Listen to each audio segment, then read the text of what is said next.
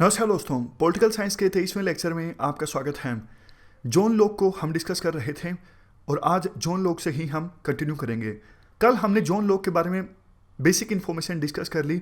आज हम John Locke के पर्सपेक्टिव्स को डिटेल से जानेंगे। सबसे पहले हम जॉन लॉक का व्यू ह्यूमन नेचर के बारे में। देखो, जॉन लॉक ने ह्यूमन नेचर के बारे में काफ़ी बैलेंस्ड व्यू दिया। आपको याद होगा, होब्स को जब हमने डिस्कस किया था तो होब्स ने यह कहा था स्टेट ऑफ नेचर में, यानी वो सिचुएशन जब तक स्टेट का निर्माण नहीं हुआ है, एक स्टेट ऑफ वॉर है, ऑल अगेंस्ट ऑल, क्योंकि सभी मैन पावर के पीछे भाग रहे हैं, जिसकी लाठी उसी की भैंस वाली सिचुएशन है। पोसेशंस से प्लेजर हासिल करने के लिए पावर की आवश्यकता है। ऐसी सिचुएशन में जब तक स्टेट का निर्माण नहीं हो जाता है, यानी स्टेट ऑफ नेचर में नेचुरल राइट्स तो हैं, लेकिन मैन के अंदर पैशन डोमिनेट करता है। इस वजह से मैन उन नेचुरल राइट्स का फ़ायदा नहीं उठा सकते, उन नेचुरल राइट्स का लाभ नहीं उठा पाते। होब्स के द्वारा नेचुरल राइट्स को पावर से कंपेयर किया जाता है। अब देखो, आप यहाँ पे ध्यान दीजिएगा, जॉन लॉक ने क्या कहा स्टेट ऑफ नेचर के बारे में। होब्स का जो व्यू है स्टेट ऑफ नेचर के बारे में काफ़ी ज़्यादा नेगेटिव है, काफ़ी ज़्यादा पैसिमिस्टिक है। लेकिन जॉन लॉक का व्यू स्टेट ऑफ नेचर के बारे में, यानी वो सिचुएशन जब तक स्टेट का निर्माण नहीं हो जाता है, जॉन लॉक का व्यू थोड़ा पॉजिटिव है। जॉन लॉक कहते हैं मैन के अंदर देखो पैशन है तो मैन के अंदर रीजन भी है। Man is combination of both passion plus reason. ये बात सही है। मैन रिप्रेजेंट करता है सेल्फ इंटरेस्ट को, यानी मैन हमेशा सेल्फ इंटरेस्ट के पीछे भागते हैं, लेकिन वो इनलाइटेंड सेल्फ इंटरेस्ट के पीछे भागते हैं। जॉन लॉक का ये मानना था स्टेट ऑफ नेचर में अगर एक वार की सिचुएशन है, सभी ह्यूमन बींग्स आपस में लड़ रहे हैं, तो यहाँ पे इनलाइटेंड सेल्फ इंटरेस्ट कहाँ पे हुआ? तो मैन समझदार है, मैन में रीजन भी है, उसको पता है अगर वो दूसरों को नुकसान पहुंचाएगा तो कोई ना कोई उसको भी नुकसान पहुंचाएगा। इसलिए ऐसा सोचकर मैन दूसरों की लिबर्टी, हेल्थ और पोसेशंस को हड़पने की कोशिश नहीं करता है, नुकसान पहुंचाने की कोशिश नहीं करता है। अगर हम एसेंस निकालें तो एसेंस ये निकलता है, एक तरफ होब्स हैं जो कहते हैं स्टेट ऑफ नेचर में, यानी वो सिचुएशन जब तक स्टेट का निर्माण नहीं होता है, there is a war of all against all. सभी ह्यूमन बींग्स आपस में लड़ रहे हैं, सभी पावर के पीछे भाग रहे हैं, कोई भी नेचुरल राइट का फ़ायदा नहीं उठा पा रहा है क्योंकि मैन के अंदर पैशन डोमिनेट करता है। दूसरी तरफ जॉन लॉक हैं। जॉन लॉक कहते हैं स्टेट ऑफ नेचर में, यानी वो सिचुएशन जब तक स्टेट का निर्माण नहीं होता है, मैन के अंदर अगर पैशन है तो रीज़न भी है। मैन समझदार है, इसलिए वही रीज़न मैन को मजबूर करता है कि वो किसी दूसरे की प्रॉपर्टी, लिबर्टी या फिर पोसेशन को नुकसान ना पहुंचाए, क्योंकि उसे पता है कि अगर मैं ऐसा करूंगा तो मेरे साथ भी ऐसा होगा। मतलब स्टेट ऑफ नेचर में कोई वार नहीं है, शांति है, पीस है, और सभी मैन अपने अपने नेचुरल राइट्स का फ़ायदा उठा रहे हैं, जैसे right to liberty, right to health, right to property. और याद कीजिए होब्स ने क्या कहा था? होब्स ने कहा था स्टेट ऑफ नेचर में नेचुरल राइट्स का फ़ायदा कोई ह्यूमन बींग उठा ही नहीं पा रहा है, क्योंकि चारों ओर कन्फ्लिक्ट ही कन्फ्लिक्ट है, पावर के पीछे सभी भाग रहे हैं, जिसकी लाठी उसी की भैंस वाली सिचुएशन है। अब देखो, यहाँ पे एक बहुत इंपॉर्टेंट बात आती है, पहले आप समझ लीजिए, फिर उसके बाद बताता हूँ टेक्निकल लैंग्वेज में क्या कहेंगे। देखो, होब्स के अनुसार जब स्टेट का निर्माण नहीं हुआ है, यानी स्टेट ऑफ नेचर है, तो इस सिचुएशन में गवर्नमेंट भी एब्सेंट है और सोसाइटी भी एब्सेंट है, यानी ना तो सोसाइटी है ना ही गवर्नमेंट है। जबकि जॉन लॉक क्या कहते हैं, ध्यान से सुनिएगा, जॉन लॉक ये कहते हैं स्टेट ऑफ नेचर में, यानी जब तक स्टेट का निर्माण नहीं होता है, उस सिचुएशन में सिर्फ गवर्नमेंट एब्सेंट है। ऐसा नहीं है कि सोसाइटी भी एब्सेंट है, सोसाइटी तो है, सिर्फ गवर्नमेंट नहीं है। फिर से बोलता हूं एक लाइन में, होब्स के अनुसार स्टेट ऑफ नेचर में गवर्नमेंट भी नहीं है और सोसाइटी भी नहीं है। जॉन लॉक के अनुसार स्टेट ऑफ नेचर में सिर्फ गवर्नमेंट नहीं है, सोसाइटी तो है। आपको याद होगा, होब्स कहते हैं अगर एक ही जगह पे एक से अधिक सोवरेनिटी होंगी, एक से अधिक सोवरेन पावर होंगी, तो फिर से स्टेट ऑफ नेचर आ जाएगा, यानी ह्यूमन बींग्स के बीच, मैन के बीच कन्फ्लिक्ट फिर से स्टार्ट हो जाएगा, पावर के लिए लड़ाई फिर से स्टार्ट हो जाएगी। लेकिन जॉन लॉक कहते हैं ऐसा कुछ नहीं होगा। अगर स्टेट खत्म भी हो जाता है, यानी एक जगह पे दो सुप्रीम पावर होंगी, तब भी गवर्नमेंट एब्सेंट होगी ना, सोसाइटी है, तो इस वजह से ह्यूमन बींग्स के बीच लड़ाई नहीं देखने को मिलेगी। तो टेक्निकल लैंग्वेज में इस चीज़ को इस प्रकार से कहेंगे, होब्स के अनुसार स्टेट ऑफ नेचर दोनों है, प्री सोशल भी है और प्री पॉलिटिकल भी है। लेकिन जॉन लॉक के अनुसार स्टेट ऑफ नेचर सिर्फ प्री पॉलिटिकल है, प्री सोशल नहीं है। प्री का मतलब है यहाँ पे सोसाइटी से पहले की सिचुएशन। जब हम कहते हैं प्री सोशल, इसका मतलब सोसाइटी के निर्माण से पहले की सिचुएशन। जब हम कहते हैं प्री पॉलिटिकल, इसका मतलब है स्टेट के निर्माण से पहले की सिचुएशन। तो होब्स के according state of nature pre social भी है, प्री पॉलिटिकल भी है, यानी सोसाइटी का निर्माण भी नहीं हुआ है, स्टेट का निर्माण भी नहीं हुआ है। और जॉन लॉक के अनुसार स्टेट ऑफ नेचर सिर्फ प्री पॉलिटिकल है, प्री सोशल नहीं है, यानी स्टेट का निर्माण नहीं हुआ है जबकि सोसाइटी का निर्माण हो चुका है। अब देखो, आपके दिमाग में एक बहुत इंपॉर्टेंट क्वेश्चन आया होगा, अगर जॉन लॉक के अनुसार स्टेट ऑफ नेचर में, यानी वो सिचुएशन जब स्टेट का निर्माण नहीं हुआ है, सभी लोग मिलजुल के रह रहे हैं, शांति है, पीस है, और मैन के अंदर रीजन डोमिनेट कर रहा है, मैन नेचुरल राइट्स का लाभ उठा पा रहे हैं, तो आप एक बात बताइए, फिर स्टेट की आवश्यकता ही क्यों है? होब्स ने तो ये कहा था ना कि कन्फ्लिक्ट है मैन का, आपस में सबका वार है एक दूसरे के अगेंस्ट, और इसीलिए स्टेट की आवश्यकता होती है लॉ एंड ऑर्डर मेंटेन करने के लिए। लेकिन जॉन लॉक तो ऐसा कुछ कहते नहीं है। जॉन लॉक तो कहते हैं शांति है, मैन के अंदर रीजन डोमिनेट करता है और सभी नेचुरल राइट्स का फायदा आसानी से उठा पा रहे हैं। तो जॉन लॉक रीजन क्या देते हैं? स्टेट की आवश्यकता फिर पड़ती क्यों है? यहां पर जॉन लॉक के द्वारा काफी महत्वपूर्ण बात कही जाती है। जॉन लॉक कहते हैं स्टेट ऑफ नेचर में हर एक पर्सन अपने आप में सोवरिन है, यानी सुप्रीम पावर है। हर एक पर्सन लॉ मेकर है, एग्जीक्यूटिव भी है, जज भी है। कोई कॉमन अथॉरिटी नहीं है। तो कोई कॉमन अथॉरिटी इस्टेब्लिश करने के लिए स्टेट की आवश्यकता है। जॉन लॉक ये भी कहते हैं, देखो स्टेट ऑफ नेचर में ये बात सच है, मैन के अंदर पैशन और रीजन दोनों है, और रीजन डोमिनेट करता है। इसी वजह से मैन दूसरों की प्रॉपर्टी, दूसरों की लिबर्टी को नुकसान नहीं पहुंचाता। लेकिन जॉन लॉक कहते हैं इस बात की कोई गारंटी नहीं है कि हमेशा ही मैन के अंदर रीजन डोमिनेट करेगा। कभी कभी ऐसा भी हो सकता है कि मैन के अंदर पैशन डोमिनेट करने लगे। तो इस वजह से जॉन लॉक रिस्क नहीं लेना चाहते। जॉन लॉक का मानना है सब कुछ मैन के रीजन्स पर छोड़ना ठीक नहीं है। कोई कॉमन एजेंसी की आवश्यकता है ताकि state of peace and goodwill किसी भी प्रकार से स्पॉइल ना हो, शांति भंग ना हो। यानी एसेंस हम निकाल सकते हैं जॉन लॉक के अनुसार स्टेट ऑफ नेचर में हालांकि मैन में रीजन डोमिनेट करता है, लेकिन इसकी कोई गारंटी नहीं है हमेशा ही रीजन डोमिनेट करेगा। एक अनिश्चितता है, अनसर्टेनिटी है। जबकि मैन तो नेचर से यूटिलिटेरियन है, हमेशा खुश रहना चाहता है। तो इसीलिए ह्यूमन बींग्स यानी मैन आपस में डिसाइड करते हैं कि कोई एक एजेंसी तो होनी चाहिए जो कि हमेशा पीस को बरकरार रखे, हमेशा शांति को इंश्योर करे।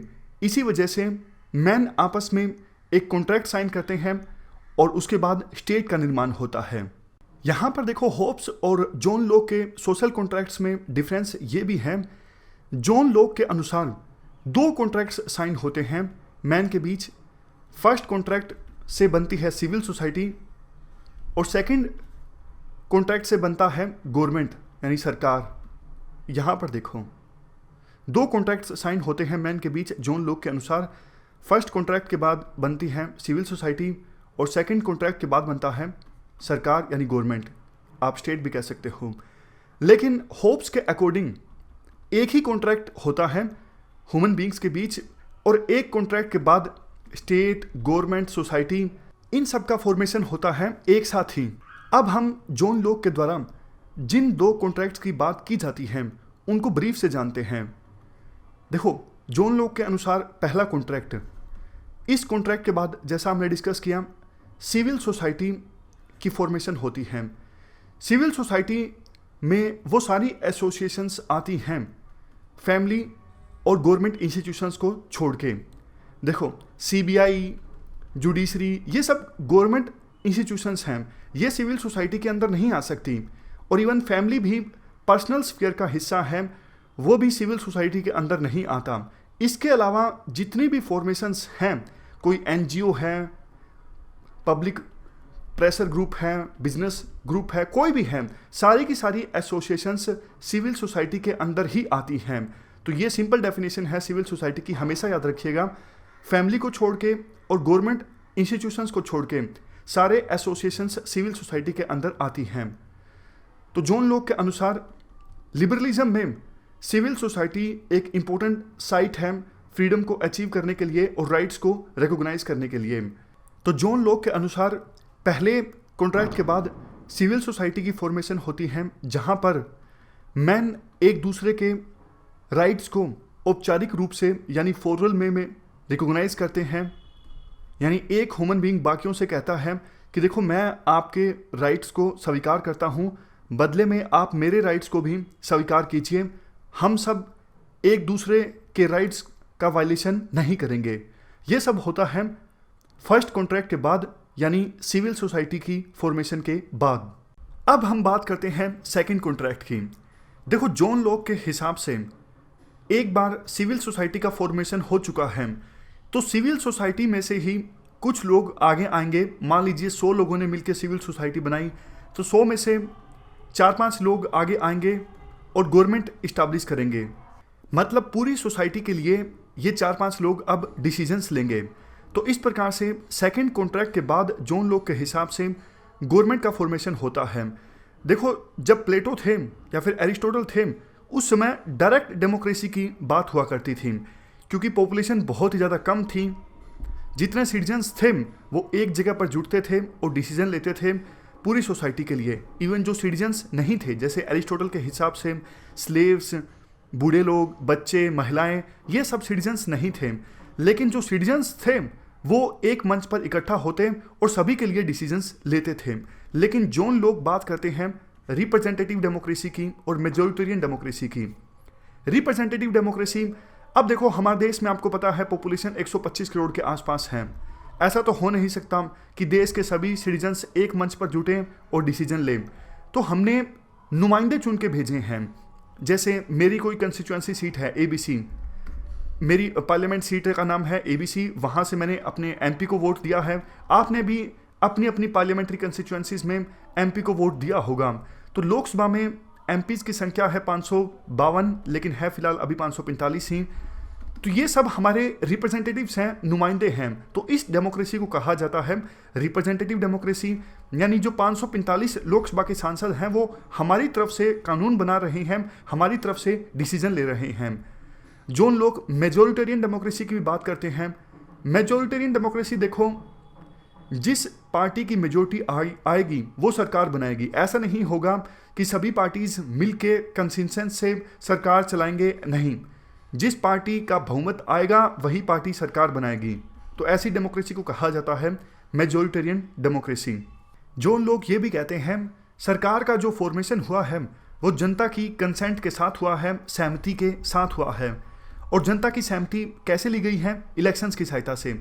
इलेक्शंस में हम वोट देते हैं, हम हमारे रिप्रेजेंटेटिव को चुनते हैं, सरकार बनती है, तो ये हमारी सहमति तो है, ये हमारी कंसेंट है। जॉन लॉक के अनुसार देखो गवर्नमेंट फॉर्मेशन में कंसेंट यानी सहमति दो तरह की है, एक एक्सप्लिसिट कंसेंट और दूसरा टैसिट कंसेंट। अभी एग्जाम्पल की सहायता से हम समझते हैं। मान लीजिए सेंटर में अब एनडीए की गवर्नमेंट है।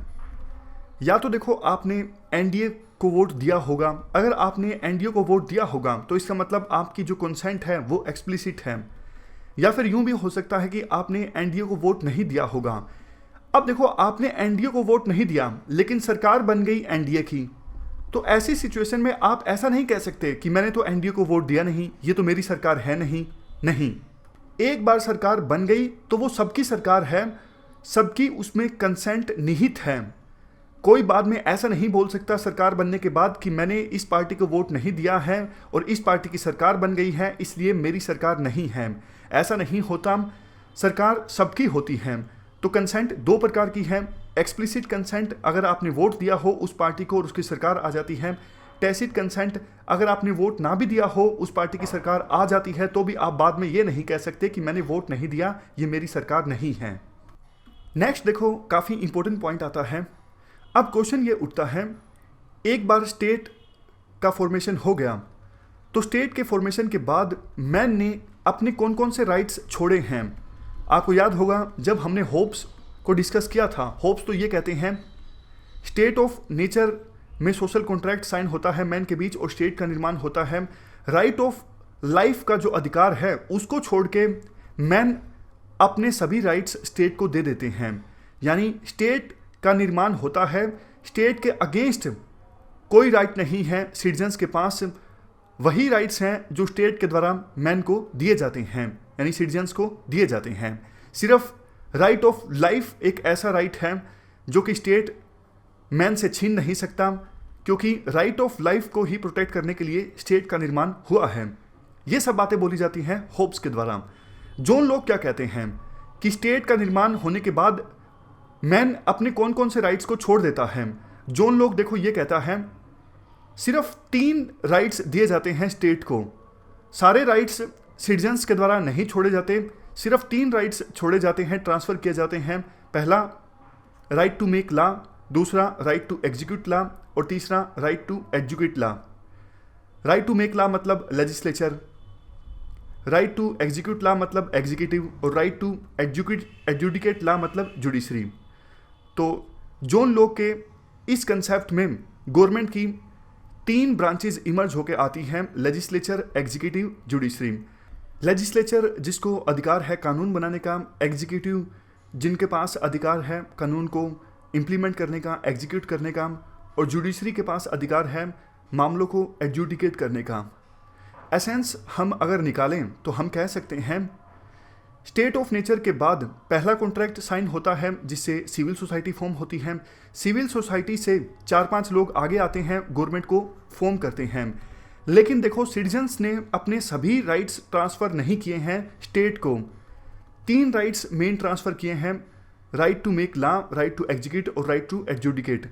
लेकिन 3 राइट्स किसी भी कीमत पर सिटीजन्स के द्वारा स्टेट को ट्रांसफ़र नहीं किए गए हैं। कौन कौन से ये 3 राइट्स हैं?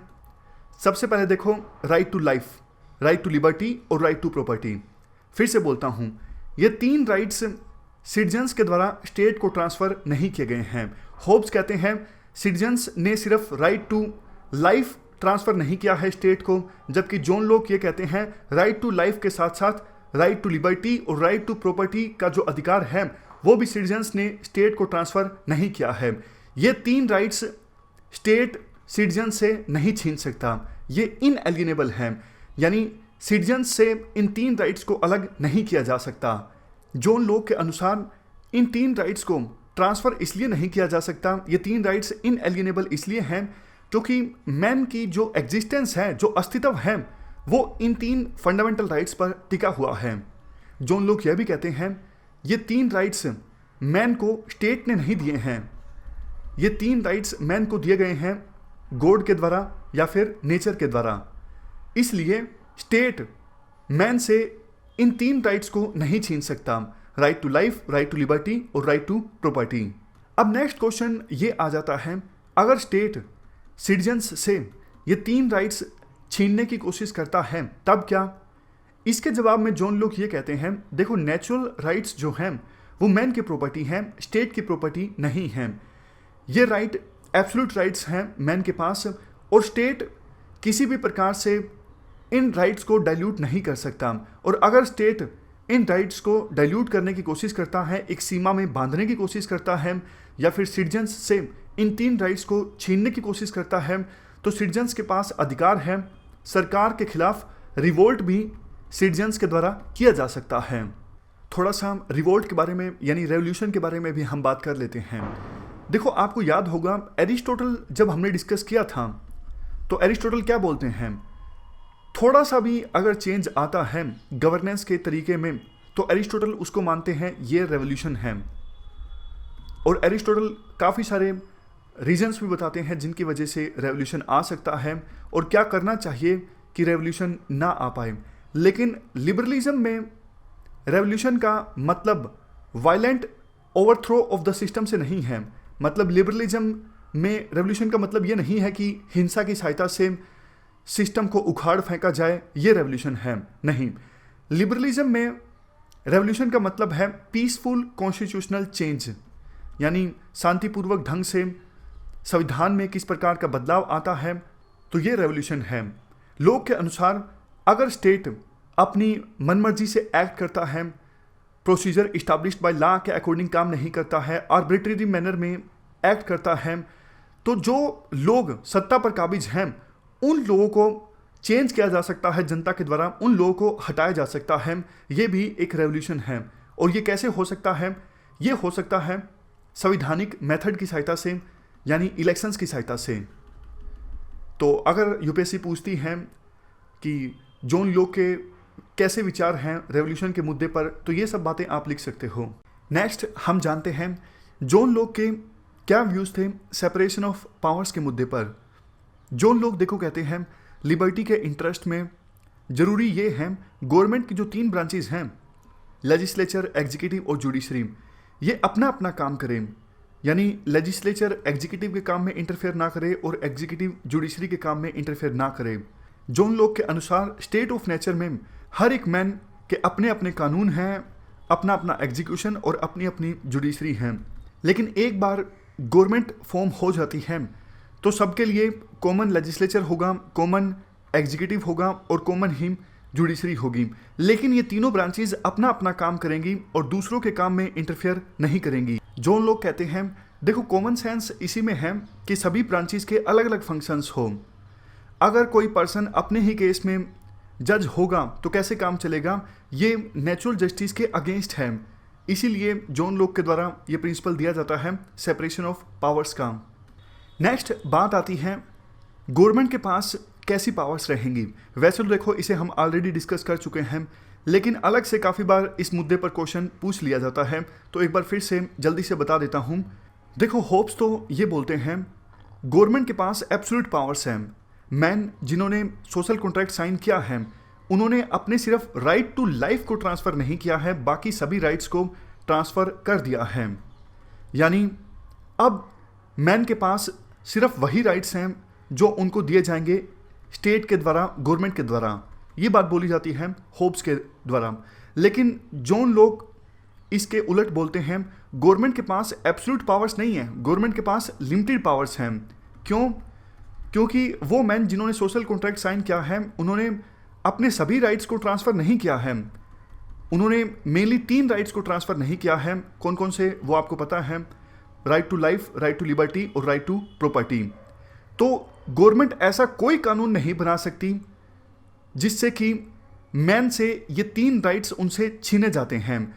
गवर्नमेंट की पावर्स के बारे में जॉन लोक फर्दर ये भी कहते हैं कि देखो गवर्नमेंट के पास कोई ओरिजिनल पावर्स नहीं है। गवर्नमेंट के पास जो भी पावर्स हैं वो पावर्स जनता ने गवर्नमेंट को दी हैं, यानी वो डेलीकेटेड पावर्स हैं। एक प्रकार से जॉन लोक के वर्ड्स में अगर हम बात करें तो जॉन लोक ये बोलते हैं गवर्नमेंट सिर्फ एक ट्रस्ट है और जनता ट्रस्टी हैं।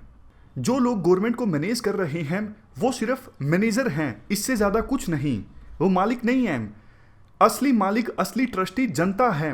यानी गवर्नमेंट को चला रहे लोग, मैनेजर, वो ट्रस्टीज की विशेष के अगेंस्ट नहीं जा सकते, जनता की विशेष के अगेंस्ट नहीं जा सकते। तो ये सब बातें बोली जाती हैं जॉन लोक के द्वारा पावर्स ऑफ गवर्नमेंट के बारे में।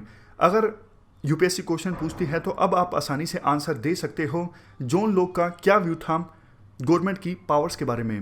पावर्स ऑफ गवर्नमेंट से जुड़े टॉपिक पर यूपीएससी के द्वारा काफ़ी बार इस प्रकार से क्वेश्चन पूछ लिया जाता है।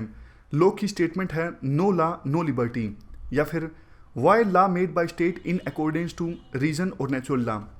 क्या लिखोगे इन क्वेश्चंस के आंसर में आप? देखो शुरुआत में आप बताओगे जॉन लोक के अकॉर्डिंग स्टेट ऑफ नेचर में मैन अपनी लिबर्टी को एंजॉय कर रहे थे, यानी नेचुरल राइट्स को एंजॉय कर रहे थे। लेकिन थोड़ी बहुत जो इनकन्वीनियंस यानी असुविधा हो रही थी, क्योंकि हर एक पर्सन का अपना अलग लॉ, अपना अलग एग्जीक्यूशन और अपना अलग एडजुडिकेशन, तो इस थोड़ी बहुत असुविधा को ख़त्म करने के लिए स्टेट का निर्माण होता है। लेकिन ऐसा नहीं है कि मैन अपने सभी राइट्स को ट्रांसफ़र कर देते हैं गवर्नमेंट को। नहीं, 3 राइट्स को ट्रांसफ़र नहीं किए जाते। गवर्नमेंट के पास एब्सोल्यूट पावर्स नहीं है। गवर्नमेंट कानून तो बनाएगी, यहाँ पे आप ध्यान दीजिएगा, गवर्नमेंट कानून तो बनाएगी, लेकिन गवर्नमेंट के कानून के ऊपर लिमिटेशन होगी। नेचुरल लॉस की, यानी ड्यू प्रोसेस ऑफ लॉ। अगर गवर्नमेंट कोई ऐसा कानून बनाती है जो नेचुरल लॉ के अगेंस्ट हो, जो ड्यू प्रोसेस ऑफ लॉ के अगेंस्ट हो, जो कि मैन को उनके 3 बेसिक राइट से वंचित करे, right to life, right to liberty और राइट टू प्रॉपर्टी, तो मैन के पास पूरा अधिकार होगा रिवोल्ट करने का। इसका मतलब यह है मैन की जो लिबर्टी है वो एश्योर्ड है। गवर्नमेंट फॉर्म हो गई, इसका मतलब ये नहीं है कि मैन की लिबर्टी अब चली गई। मैन की लिबर्टी एश्योर्ड है। इवन देखो, हमारे देश में सुप्रीम कोर्ट ने 1978 के मेनका गांधी केस में ड्यू प्रोसेस ऑफ लॉ को रिकॉग्नाइज किया है। तो जॉन लॉक की ये जो स्टेटमेंट है, नो लॉ नो लिबर्टी, आप इस स्टेटमेंट को इस प्रकार से एक्सप्लेन कर सकते हो। बेसिक कंसेप्ट देखो सेम है, किसी भी प्रकार की स्टेटमेंट आ जाए आप क्वेश्चन की डिमांड को फुलफिल कर सकते हो, क्योंकि बेसिक कंसेप्ट यही रहेगा। हो सकता है क्वेश्चन घुमा फिरा के पूछ लिया जाए, बस आपको इतना करना है, घुमा फिरा के लिख देना है। ऐसा नहीं कि कुछ आउट ऑफ सिलेबस पूछ लिया जाएगा इस कंसेप्ट से संबंधित या फिर जॉन लॉक के किसी दूसरे कंसेप्ट से संबंधित। आमतौर पे देखो क्वेश्चंस तो यही आते हैं, थोड़ा बहुत कई बार घुमा फिरा के पूछ लिया जाता है। आपके बेसिक्स क्लियर हैं तो कितना भी घुमा फिरा के एग्जामिनर के द्वारा पूछ लिया जाए आप आसानी से क्वेश्चन का आंसर दे सकते हो। और इवन देखो, जो ये अभी हम पढ़ रहे हैं वेस्टर्न पॉलिटिकल थिंकर, हम इस पर काफ़ी टाइम लगा रहे हैं, तो ये काफ़ी अच्छा है। अच्छा इसलिए है क्योंकि आईआर के पार्ट में ना काफ़ी ज़्यादा अनसर्टेनिटी रहती है, क्या पूछ लेगा एग्जामिनर पता नहीं रहेगा। लेकिन वेस्टर्न पॉलिटिकल थॉट और ये जो थ्योरी पार्ट है ना, ये काफ़ी ज़्यादा स्कोरिंग रहता है। स्कोरिंग ये रहता है, एग्जामिनर के पास कोई बहुत ज़्यादा स्कोप नहीं होता। इतने सालों से पॉलिटिकल साइंस का पेपर बनता आ रहा है, तो ऐसा नहीं है ना कि कहीं अलग से कुछ पूछ लेगा एग्जामिनर, यहीं से पूछना पड़ेगा और इसे हम अच्छे से तैयार करके जाएंगे तो आपके मार्क्स डेफिनेटली अच्छे आएंगे ही। जॉन लॉक से जुड़ी हमारी 2-3 चीज़ें अभी बाकी हैं। कल हमारा जॉन लॉक कवर हो जाएगा, अगर टाइम बचेगा तो कल ही हम जेएस मिल्स स्टार्ट कर देंगे, अगर टाइम नहीं बचेगा तो परसों से हम जेएस मिल्स स्टार्ट करेंगे। फिलहाल आज की डिस्कशन में इतना ही है। Thank you very much for discussion.